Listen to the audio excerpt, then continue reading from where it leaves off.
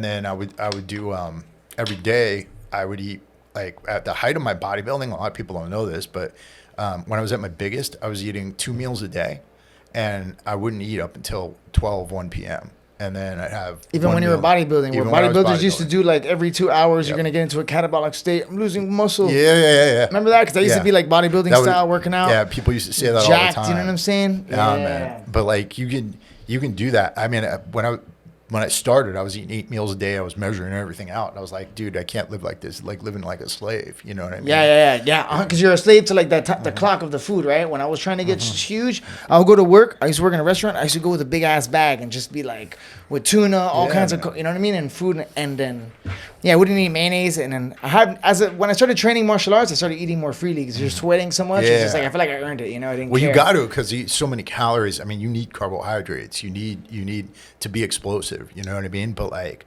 for me, like bodybuilders are like the weakest athletes, and people are going to come at me for that. But like, back then, I do martial arts now, but like when I was at my biggest, I could deadlift 600 pounds. I could squat over 500.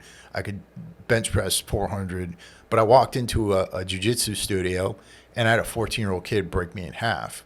You know what I mean? It's like a different muscle, right? Yeah, it's a different strength, right? That's exactly. I couldn't do back then what I can do now as a much smaller and not able to lift as much man, Yeah, because the muscles are going to make you a little bit, you'll be a little bit stiffer and stuff, right? Yeah. Like you're going to be feeling it a little more. And your cardio, man. When I was that big, like 0% body fat. So you don't have because you need a little bit of fat to burn for that energy, right? Well, it's that, and it doesn't matter if you're 200. It doesn't matter if you're 300 pounds of muscle or 300 pounds of fat. It's still gonna have an impact on your cardio system. Yeah. Like, I would get winded just trying to tie my shoes. You know what I'm saying? And if you're on like a little bit of juice too, it's gonna be like that one. Yeah. There's a certain level amount of juice that will make you like not have cardio, and there's like. And it's a different type of So when you were taking like cycles as a bodybuilder, like you know about all that stuff, huh? Yeah. What's the average stack for like a bodybuilder looking like? So it depends on what the season is. So like typically, like if it's off season and you're just trying to get big, they'll stick with testosterone and equipoise, right? And so you take that stack, match them together. What does equipoise do? Equipoise can actually it actually reduces inflammation. It actually can protect your joints a good amount. It's there. And again, I'm going to screw up the science because I haven't even looked at it in like years. But like friggin', it just helps you get big, right? That stack is just there to help you get bigger, right? Yeah. And some people try other stuff.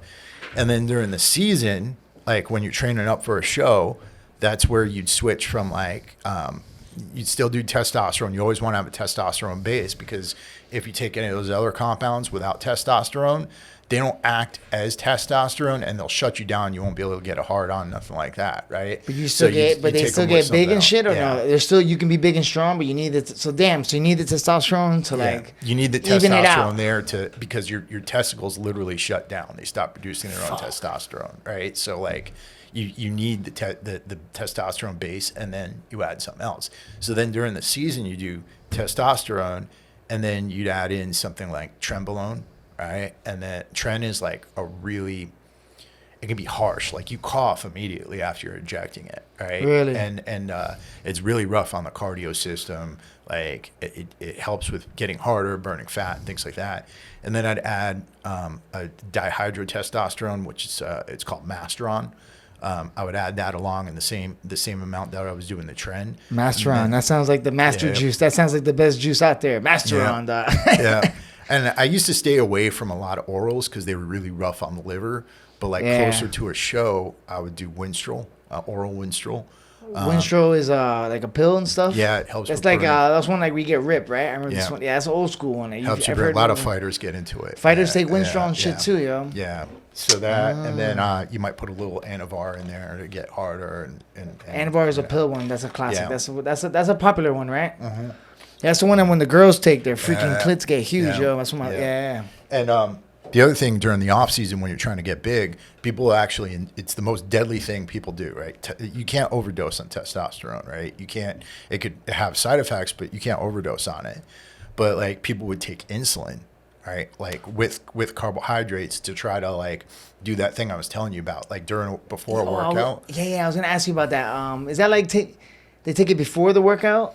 Right. They'll take it before the workout with like 50 grams of carbs. And then during the workout, you'll have another 50 grams of carbs. And then after the workout, you have another 50 grams of carbs to just shuttle all that stuff in there with some protein and amino acids. Like you do it to like shuttle up. People would get big off insulin, but that's the one thing that if you take, it could instantly kill you or put you in make you brain dead. What about like the EPO, like the one that the bikers take? Remember they were saying that the guys have to cycle at night, like yeah, bodybuilders wouldn't take that, but they like, don't. But why do these guys? What is it like? What is it about the EPO that they have to like work out and shit? That's the one that they die too, right? Or like something happens or something. Like why do they die off EPO, yo? I've heard this before, you know. It literally oxygenates your blood, from what I know about it. So like it's really like messing with your blood, and if you're messing with blood chemistry, it could completely fuck you up. You know, like yeah. I don't know a ton about it. I got friends who are in the endurance world, and like they'll do things like hyperbaric oxygen chambers and things like that. They could do the same thing without the risk, you know. Yeah, like that they sleep in those at night, right? I seen BJ Penn was doing that in some UFC stuff, you know. Damn, so yeah, like can anybody bodybuild, or like you have to have like a certain body frame and stuff, you know? You got to like, have genetics. Is there a specific like, you know what I'm saying? Like I don't know. Yeah, you got to have genetics for it. Genetics. So there's a lot of things that go into it. So like, do you have small joints? Like, are your muscle bellies round already? Like, do you look like an athlete already before you do it? Like, those things all matter. Do you have calves that tie in lower so that they could get bigger? Because a lot of people don't have calves that can actually grow. Is your chest rounded, or does it hang a little bit? You know, that kind of stuff. All those things like really matter. Are your clavicles long enough to create that V taper? You know. Okay, yeah. Like you have a frame. I used to be like really hardcore into bodybuilding, and I had a guy who told me like, yo, he told me when I was younger and I was getting just super strong and jacked just from like doing his weight training style. Like I had some OGs that I used to hang out with at the gym, and then I had my boy that I would do his like, he had like these strength sets that he put me on, and this is like all natty and everything. I remember one high school I went from junior year to senior year. Is like I was like crazy in the beginning of my high school, and then I kind of got my shit together, and then I wasn't doing anything. I was just going to the gym like crazy. But one summer I was working out with this guy, this old school bodybuilder guy in the gym. And then when I went back to school the next year, everybody was like, yo, what the hell? Because my body just changed. I was doing like all 3 to 6 rep match sets, you know what I mean? I was like, yo, I want to do more. He's like, nah, trust me, you know? But I got strong like that. And you got great genetics from what I could see. You know, I had seen videos of you fighting and everything like that. Yeah. I could tell by like the thickness of your wrists, you have the ability to grow a good bit. And you actually got smaller joints up here.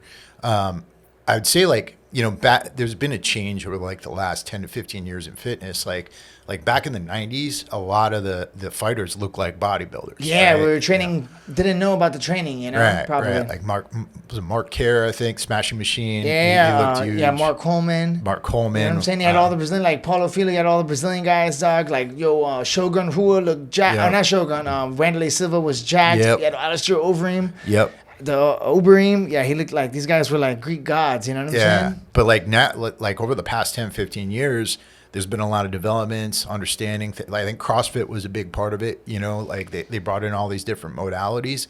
And so I think training's way better today for the average person. There's so much more available in gyms today. Like I go to a gym right now, a public gym where they got tires and they've got sleds and things like that.